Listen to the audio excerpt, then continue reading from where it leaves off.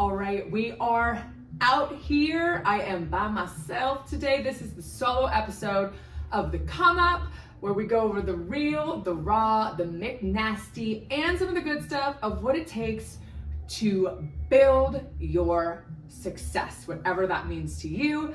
Today, I am taking some questions that I got from different people through Instagram, through asking, through email, that people wanted to ask me and people wanted to know. So I'm gonna answer some stuff off the cuff.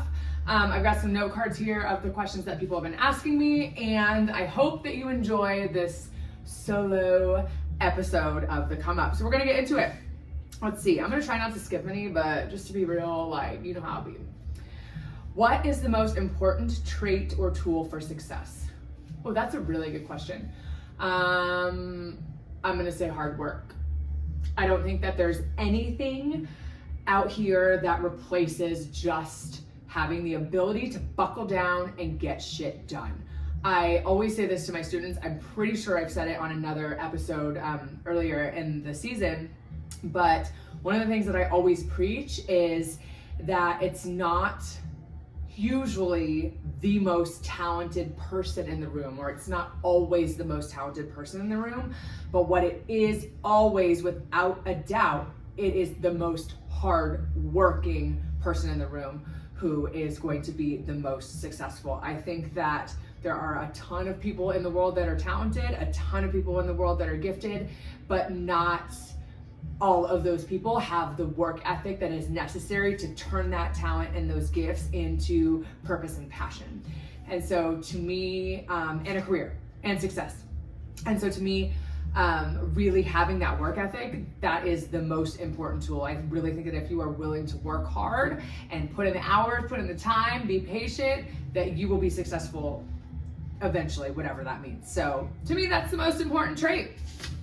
We moving on up, poops. Okay, so, the biggest turning point in life. Oh man, biggest turning point. Okay, I'm gonna try to share this story with only sharing part of it, but basically I was in a situation where it was kind of a crisis, and I was on the phone with a counselor talking me through it and kind of advising me about what to do. And the counselor on the phone said to me, and it's so simple, and the simplicity of it is why it's so powerful. The counselor said, well, you've got a couple of options in the situation you're in. You can continue doing what you're doing, and we have a ton of resources and a ton of different things that we can do to help you figure that situation out and make it manageable and keep living that way. Or you could leave and do something else, make a different choice. And in that moment, I was like, oh my God, wait, I have a choice. And it's not like I didn't know. I knew I have choices in life, but in that moment, I needed to hear yo, you're choosing this. And that was a turning point. I would say I was already on the trajectory of kind of moving a certain way, but in that moment, my entire mindset changed to essentially I get the choice to choose whatever I want to choose, and whatever I'm not changing, I'm choosing, and I became accountable and responsible. And when I became accountable for where I was at and responsible for where I was at, and I didn't like it, I couldn't stay. I couldn't keep pursuing life in that way. So I would say that just that little piece that she gave me on the phone was probably one of the most pivotal moments in my overall mindset, and kind of just where I went from here to yeah. Okay, next question. What inspires you? Oh, that's a good one. This is good. Simple and good. Life inspires me a lot. And I would say, as you all know, I do a show that's dedicated to love every single year. I've done it for I don't even know, 12, 13, 14 years now. Love is so inspiring to me. And everything around it, the good, the bad, the ugly, the ecstatic, love is just amazing. Life is amazing, and there's so much inspiration to draw from everything, really. So I would say life inspires me. Okay, we breezing through here. What values do you hold that build success? Oh, that's a good question. What values? Okay. I would say a really big thing on my value list, and I don't know if this is considered a value, but maybe it's a moral thing, but it's leave people better than you found them. And I really find that building success, building a life that you're proud of and that feels good and supported and supportive, with a lot of love in it and community in it, really has so much to do with how you treat people, being kind, showing love, cheering other people on, and encouraging people. And so in this environment that I'm in, teaching, it's sometimes a really sensitive space for people. You know, sometimes people are starting out. Everybody has things that they're working through, and life does what it does. And so I've really found that working to cultivate an environment that really elevates people and mood shifts and gets people into a positive headspace has been one of the biggest things that has attributed to my success as a dance teacher and a dance studio owner in this industry. It's the value of really leaving people better than you found them, making people feel good, cheering people on, encouraging people, letting people know you care about them, and you understand what they're going through, and creating an environment that supports people being as they are and growing into more of who they're meant to be. So that's pretty high up on the values. Piece of advice. Okay. I don't know if this is a piece of life advice or if it's a piece of dance advice. One piece of advice. I would say one piece of advice that I have is this right here.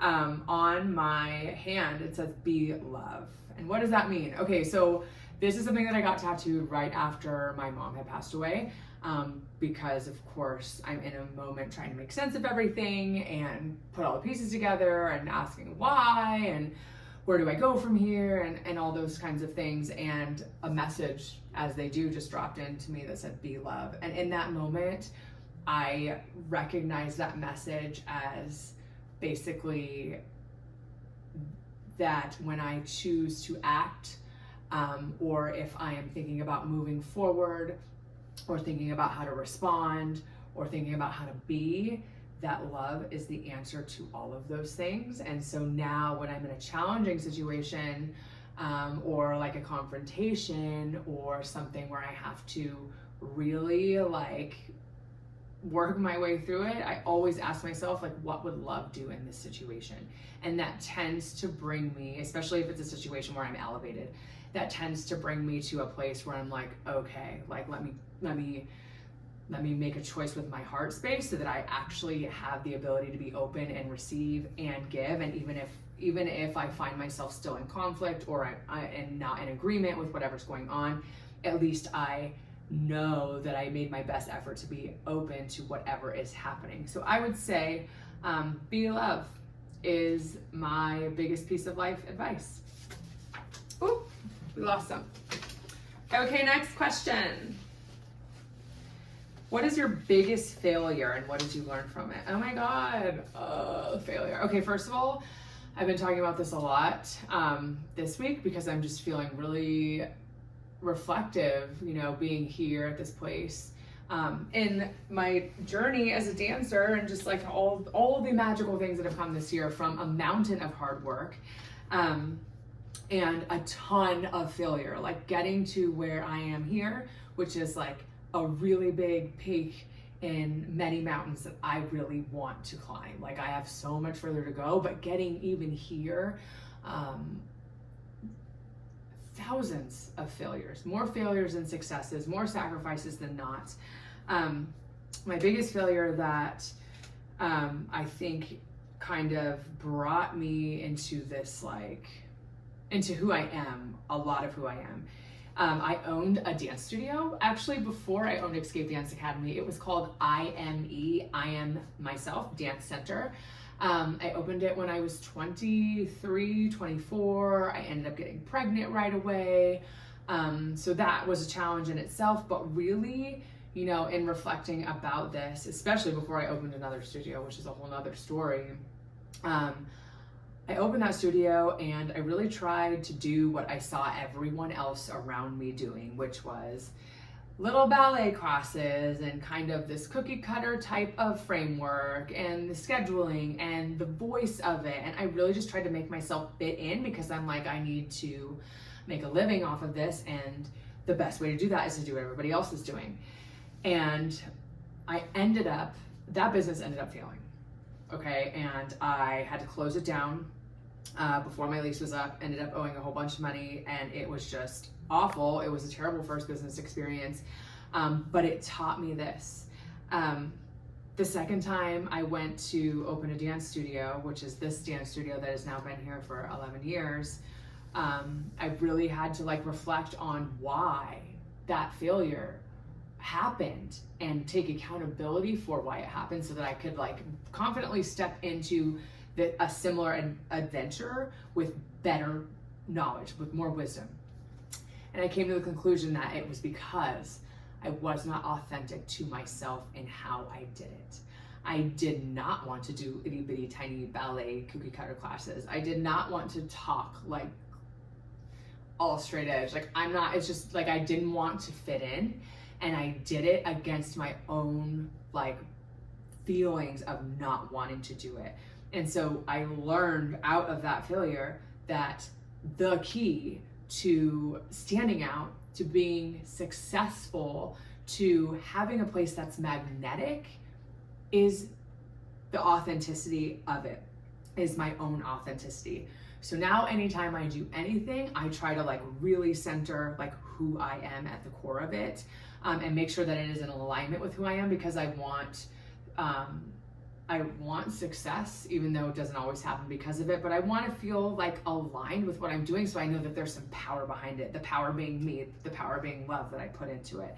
And I don't want to show up to environments or obligations feeling like I can't be myself. So that was one of my biggest failures. It was financial, it was my ego, it was emotional, and I learned about the importance of being authentic and true to yourself from that. What advice do you have for people going into entertainment? Let's see. If I could just choose one thing. Actually, you know what? I would choose what I just said.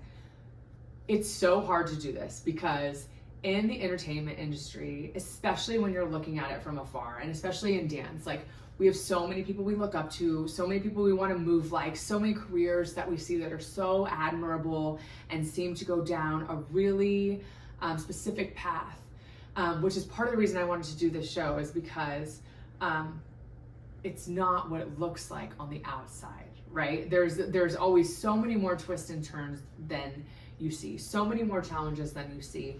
And I think we get into, like I said earlier, this mindset of wanting to fit into the industry, wanting to fit into what's going on. But the superpower that you have, that I have, that anyone has, is straight up the ability to be yourself, to know yourself, to understand your own uniqueness, and to make that shine. Like that's what we all have. Our gift is us. And we forget that in a room of 20,000 people, 10,000 people, 500 people in an audition situation, the only thing you have is you. You are the most important, valuable, big key determining factor in making you stand out and be successful. It's you and your authenticity. All right. Who is the most Who is the most, let's wait for that. Who is the most influential person in your life? My mom. I think everyone knows that. She was my biggest supporter. She obviously got me into dancing by putting me in dance classes. And she was just a person that encouraged me to just be me and never asked anything else of me except to work hard at it and be successful at it. She was also a badass. Like, I watched her go from being a college teacher to a professor to a department head to a world traveling department head of a university and program. So I just admire her work ethic. I admire the way she raised her family. I really just think she's a badass and she's an angel, and I still talk to her every day and I get inspiration from her and influence from her every day. So I would say she is the most inspirational person in my life. Okay, last question we have here is, what motivates you? I think I am a person that is very much motivated by my own potential. I am motivated and excited about all the things I can do. I am motivated and excited about all the things that I'm going to do that I haven't done yet. And I'm super curious and open to all the things that I don't even know that I'm going to do or know how to do, but I'm gonna figure it out and make it happen. I'm motivated by possibility, by growth, and by learning. Those things motivate me. They set me on fire. Okay, well, thank you for being here at the first episode of the single one-on-one question come up. I hope you guys have some more questions for me next month. We will be back with a sweet guest for the next episode. Thank y'all for listening. Keep pushing it forward. Keep moving it forward. Stay blessed. Peace out.